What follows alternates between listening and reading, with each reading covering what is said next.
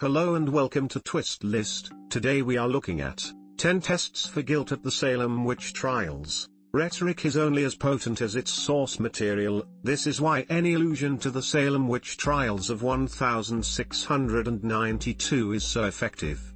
What comes immediately to mind is the hideous and completely unfound legal proceedings, based mostly on superstition, irrational paranoia, Puritanism-fueled mass hysteria, and deception, which resulted in 19 wrongful executions, each one hanged, burned, or drowned for some ill-fated finger-pointing.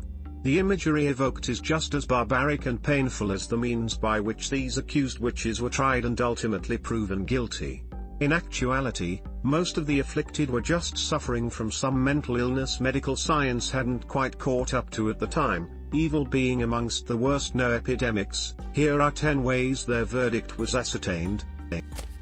At number 10 we have witch cake. In this voodoo-inspired test, the ingredients of said cake were rye meal and urine from the girls said to be afflicted by the witch's evil incantations.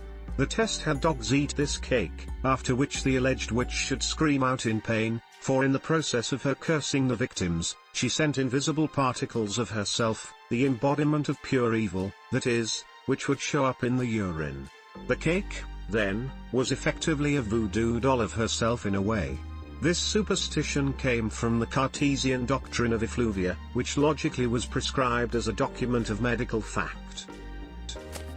The 9th spot on the list is occupied by spectral evidence. This type of evidence is based on claims by accusers that they would see the individual accused of witchcraft in dreams or visions doing the devil's bidding. The argument against this was that the devil could take any shape, while the counter-argument was that the devil could not inhabit an individual's body without their permission. This form of evidence was somehow enough to convict several accused during the time it was deemed plausible. When it was later thrown out, the conviction rate declined severely and hastened the trial's conclusion. Number 8 on our list is eyewitnesses' testimonials. Some witnesses would confess to actually seeing the alleged witches practicing their black magic, which was enough to tattoo guilt all over them. Of course, there was nothing to stop accusers of making up stories just to see people they disliked or deemed strange taken away.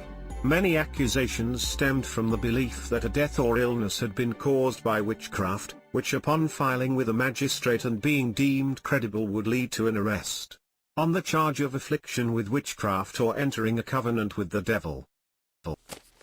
At number 7 we have witch's teat. If you've ever heard the expression cold as a witch's teat, now you know the origin. The aforementioned teat corresponded to any kind of mole or unusual skin blemish which all witches, and frankly most humans, are characterized to have.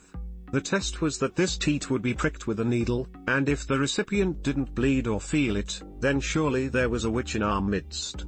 Oftentimes, however, needles would be purposefully blunted so it would be easier to demonstrate just how cold and unfeeling this teat really is.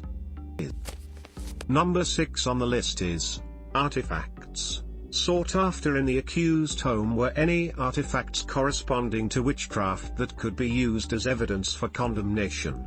These included puppets, a voodoo doll of sorts through which spells could be cast, cauldrons full of ointments, and books on palm reading and horoscopes. Also having flying broomsticks, talking black cats, and pointy hats would be instant red flags, at least in the Harry Potter universe. The 5th spot on the list is occupied by Lord's Prayer test. This was a literal test of faith.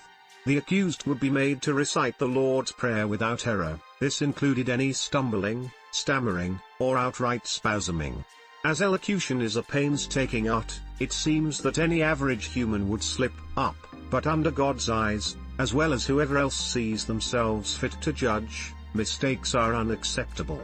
As far as fits go, try forcing someone who may be mentally retarded or hysterical, medically speaking, or hallucinating from LSD fungus-covered rye bread, another suspect of these ubiquitous fits, to read from the Bible with absolute level-headedness. Number 4 on the list is touch test. This test is all about the performance If an afflicted person, throwing fits and the like, suddenly becomes calm after the accused places their hand on him/her, then the toucher is most certainly a witch. This is said to be because all the venom and assorted evil toxins, stemming from the witch's eye, that originally addled the afflicted soul have returned to their evil host. At the third place we have forced confession by dunking. Those who didn't admit to being a witch and under heavy suspicion were usually induced to confess by way of torture.